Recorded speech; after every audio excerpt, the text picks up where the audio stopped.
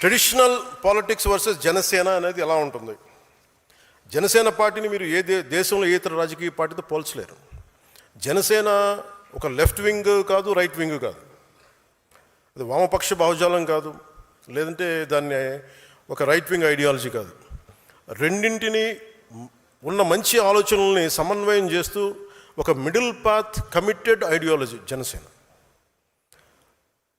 నేను సిపిఎఫ్ అనే స్టార్ట్ చేసినప్పుడు ఒక భగత్ సింగ్ పెట్టుకున్నాను స్ఫూర్తిగా, చంద్రశేఖర్ ఆజాద్, సుభాష్ చంద్రబోస్, బాల్ గంగాధర్ తిలక్, ఝాన్సీ లక్ష్మీబాయి వంటి యోధులు స్ఫూర్తితో పాటు, పోరాట యోధుల స్ఫూర్తితో పాటు గాంధీజీ గారిను, ఒక నాని పాల్కీవాలా, లోక్ నాయక్ జయప్రకాష్ నారాయణ్, అలాంటి సంఘ సంస్కర్తల ఆలోచనలు, నాయకుల ఆలోచనలు, స్వామి వివేకానంద, నారాయణ గురు లాంటి మహనీయులు వారి ఆలోచనలు, ఇలా అనేక అంశాలని సమన్వయం చేసి నిర్మించబడింది పార్టీ జనసేన. సో జాతి పోరాట స్ఫూర్తి, రాజ్యాంగ నిర్మాతల ఆశయాలు నిజం చేయడంతో పాటు భవిష్యత్ తరాల కోసం ఆలోచించే ఒక బలమైన భారత్ని నిర్మించడంలో మన వంతు కృషి చేయడం, అది జనసేన లక్ష్యం.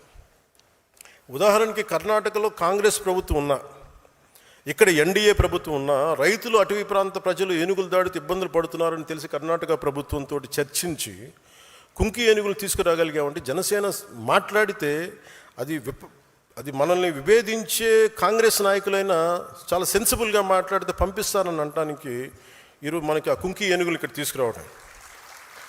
వ్యక్తులపై ద్వేషంతో రాజకీయాలు చేయదు జనసేన. ప్రజా సమస్యలపై పరిష్కారం మన ప్రథమ లక్ష్యం. జనసేన 7 సిద్ధాంతాలని మదనం చేసి రూపొందించిన కొందరు జనసేన ఎందుకు కులాలు మతాల గురించి మాట్లాడుతుంది, మళ్ళీ కులాలకి అతీతమైన రాజకీయాలు అని అంటూ ఉంటారు.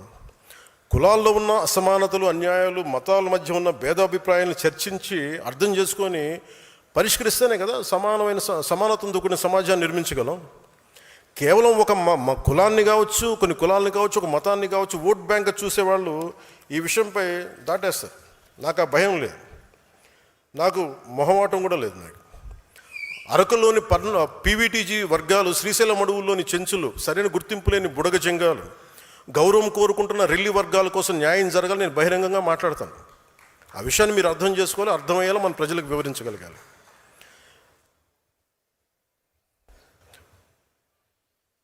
క్రియాశీలక సభ్యత్వం ప్రారంభించడానికి కారణం కార్యకర్తలు కేవలం జెండాలు మోయడానికి, సభలో హాజరు కావడానికి, ర్యాలీలు చేయడానికి కాదు. నా దృష్టిలో కార్యకర్తలే బలమైన పిల్లలు. మీరే దానికి, మీరు లేకపోతే పార్టీ మనుగడకి కష్టం.